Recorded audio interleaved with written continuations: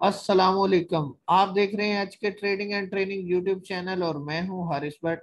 दोस्तों, मार्केट के डेली और वीकली एनालिसिस के साथ इस वीकेंड पे आपकी खिदमत में हाजिर हैं। बात करें डेली एनालिसिस की तो जुमे वाले दिन की जो कैंडल है वो एक अगेंस्ट क्लोजिंग वाली कैंडल है, बेरिश कैंडल है। आप जानते हैं कि जुमेरात को मार्केट ने एक बुल रन लिया था, बहुत बड़ी कैंडल बनाई थी और उसमें जो मैंने चीज मेंशन की थी बाइंग सेलिंग, वहां मैंने कहा था कि ये शिफ्टिंग ऑफ हैंड है और इसमें इनकी आपस में नेक्सिस की कार्रवाई लग रही है। तो आपने अगले दिन ही देखा, जुमे वाले दिन के अगेंस्ट क्लोजिंग आई है और 489.72 पॉइंट्स माइनस हो गए। अब जो बात आपसे करनी है वो ये है कि मार्केट की क्लोजिंग को अगर हम देखें तो 47,563 पे आई है। मार्केट ने जुमेरात वाले दिन जो ग्रीन कैंडल बनाई थी उसकी जो क्लोजिंग आई थी वो 48,000 से ऊपर थी। 48,000 खुद एक नफसियाती लेवल है। मार्केट इसको एक दिन भी सस्टेन नहीं कर पाई और ये जो 48,000 से ऊपर क्लोजिंग थी ये भी मैंने आपको जो थर्सडे को बताया था कि ये एडजस्टेड क्लोजिंग आई है।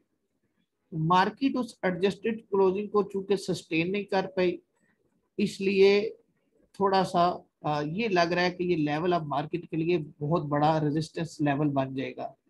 बात करें सपोर्ट लेवल की तो ये नीचे जो ब्लू दो लाइंस आपको नजर आ रही हैं ये डे ऑन डे बेसिस पे भी है और वीक ऑन वीक बेसिस पे है। आप अगर इसमें देखें तो जो पहली ऊपर वाली लाइन है 47,300, ये मार्केट की डेली बेस पे सपोर्ट है। और अगर आप नीचे वाली लाइन को देखें 47,150, तो ये मार्केट की वीकली बेसिस पे सपोर्ट है। ये मैं 2 हफ्तों से बता रहा हूं आपको। 2 वीक्स के दौरान ये जो सपोर्ट लेवल है ये 2 बार ड्रिल हुआ है। ये पॉइंट नोट कीजिएगा, 2 वीक्स में ये पॉइंट 2 बार ड्रिल हुआ है। अगर नेक्स्ट वीक में ये ड्रिल हुआ तो ये ब्रेक हो जाएगा, ठीक है। और मार्केट अगर नेक्स्ट वीक में इसको ब्रेक कर गई, नीचे क्लोजिंग दे गई, तो फिर डिप जो है वो एज एक्सपेक्टेड आ सकती है। उसकी रीजन ये है कि इंडिया का जो वेरिएंट है वो भी सुना है पाकिस्तान में जो है वो पाया गया है, उसके केसेस भी सामने आए हैं, कोरोना की 4th वेव का भी सुन रहे हैं। तो ये एक पैनिक भी क्रिएट हो सकता है। और वैसे भी आपको पता है 16 तक सीडीटी एडजस्ट होना है, उसकी वजह से भी ये चीजें जो है वो अगर 47,150 वाली सपोर्ट ब्रेक हुई और नीचे क्लोजिंग सस्टेन की तो फिर सिचुएशन जो है वो मजीद डिप की तरफ जा सकती है। अब मैं इसको वीकली बेसिस पे लगा के आपको दिखाता हूँ। ये आपके सामने वीकली कैंडलस्टिक चार्ट, इसमें आप देखें कि वो जो 47,150 वाला पॉइंट है, यानी वीकली बेसिस पे वो नीचे वाली लाइन जो है वो 2 बार ड्रिल हुई है। डेली टाइम फ्रेम पे भी आपने देखा, वीकली पे भी आप देख रहे हैं और तकरीबन सिमिलर टाइप्स ऑफ कैंडल्स बन रही हैं। अगर तीसरी कैंडल इस तरह की बनी तो वो बनने के साथ साथ ये सपोर्ट ब्रेक कर सकती है, क्योंकि कोई सपोर्ट अगर इतनी दफा ड्रिल हो जाए तो उसके ब्रेक होने के चांस काफी होते हैं। इसलिए आपने मार्केट के बारे में आने वाली खबरों पे भी नजर रखनी है, मार्केट के सेंटिमेंट को भी नोट करना है, उसके मुताबिक अपनी स्ट्रेटेजी देखनी है। तो डेली बेसिस पे कल के टॉप कंट्रीब्यूटर्स देखते हैं, फिर डेली और वीकली जो चार्ट है बाइंग सेलिंग उस पर भी नजर दौड़ाते हैं। ये आप देखें टॉप कंट्रीब्यूटर्स में अगले ही दिन स्क्रिप्ट कितनी जल्दी चेंज हो गई। टीआरजी जो लीडिंग रोल प्ले कर रहा था डिस्काउंट हो गया, 59 पॉइंट माइनस कर दिए। लकी डिस्काउंट हो गया, 54 पॉइंट माइनस कर दिए। हब को डिस्काउंट हुआ, 31 पॉइंट माइनस किए। पाक टोबैको को आपने देखा 22 पॉइंट। यूनिटी एंग्रो, यानी जो पॉजिटिविटी का साइन थे थर्सडे को, फ्राइडे को वो काउंटिंग का sign. PSX 18 point plus, HBL 6 point, Kapco 5 point, Nestle 5 point, FCEPL 3 point. इसी तरह थोड़े थोड़े पॉइंट्स पॉजिटिविटी की तरफ नजर आ रहे हैं, जबकि heavy weightage script negative zone में है जिसने मार्केट को नीचे ट्रैक किया और अगेंस्ट क्लोजिंग का बायस बने। अब देखते हैं बाइंग सेलिंग चार्ट। ये आपके सामने डेली बेसिस पे बाइंग सेलिंग चार्ट है। इसमें बैंक्स थोड़ी सी सेलिंग पे हैं, 0.37 मिलियन डॉलर्स। ब्रोकर्स की सेलिंग ज्यादा है 1.35 मिलियन डॉलर्स।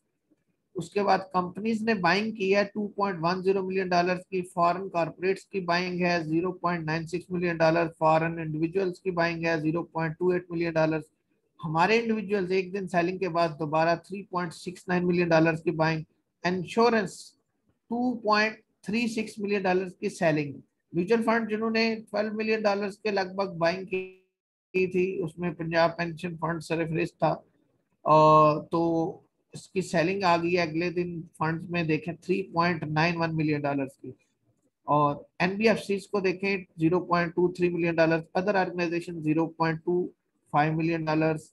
और ओवरसीज पाकिस्तानी जो हैं वो 0.98 मिलियन डॉलर्स की बाइंग के साथ। अरे ये जो पंजाब पेंशन फंड है ना, इसका गुज़िश्ता 6-7 माह में मैंने देखा है कि ये बड़ी पैनिक सेलिंग और अग्रेसिव बाइंग करते हैं। गुज़िश्ता कुछ महीनों में 2 दफा इन्होंने सेलिंग की थी और पैनिक सेलिंग की थी। मार्केट 1000 पॉइंट से ज्यादा माइनस हो गई थी। जुमेरात को पंजाब पेंशन फंड ने जो है वो बाइंग की है, अग्रेसिव बाइंग थी उसकी।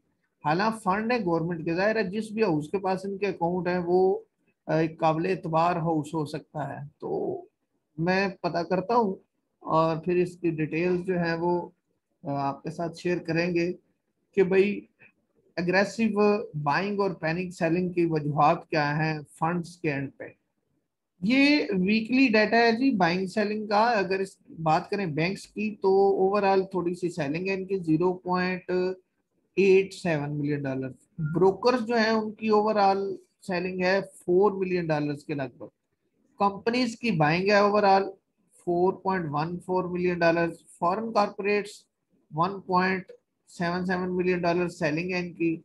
फॉरेन इंडिविजुअल की बाइंग है 1.01 मिलियन डॉलर। हमारे इंडिविजुअल ने चूंकि थर्सडे को काफी सेलिंग करती थी इसलिए वीकली बेसिस पे उनकी बाइंग अब कम है, 2.8 मिलियन डॉलर्स की बाइंग है। इंश्योरेंस की ओवरऑल सेलिंग है 2.79 million dollar.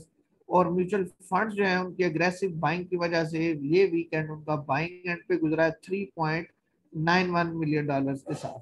NBFC 0.30 million dollars की बाइंग। अदर ऑर्गेनाइजेशन की 1.71 मिलियन डॉलर्स की बाइंग।